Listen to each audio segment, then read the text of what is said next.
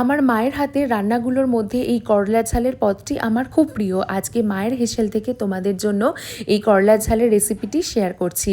প্রথমে করলাগুলোকে কেটে নিয়ে ভেতর থেকে একটা চামচের সাহায্যে বীজগুলোকে পরিষ্কার করে নিয়ে লম্বা লম্বা করে কেটে নিতে হবে।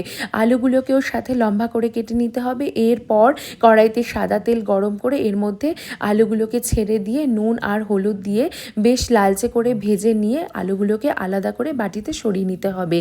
এরপর ওই তেলের মধ্যে কালো জিরে ফোড়ন দিয়ে করলাগুলোকে ছেড়ে ঢাকা দিয়ে ভেজে নিতে হবে। এতে করে করলাগুলো বেশ নরম হয়ে যাবে। তারপর একটু নুন আর হলুদ দিয়ে করলাগুলোকে ভেজে নিয়ে একে একে পেঁয়াজ কুচি, টমেটো কুচি, কাঁচা লঙ্কা চেরা, আদা আর রসুন বাটা দিয়ে ভালো করে কষিয়ে নিতে হবে। এই কষাতে থাকলেই কিন্তু এর টেস্টটা খুব সুন্দর করে বেরিয়ে আসে। নামানোর আগে ভেজে রাখা আলু আর চিনি দিয়ে নামিয়ে নিতে হবে। যারা তেতো খেতে পছন্দ করো না তারাও কিন্তু বাড়িতে একবার অবশ্যই ট্রাই করো এই করলা ঝালের রেসিপিটি।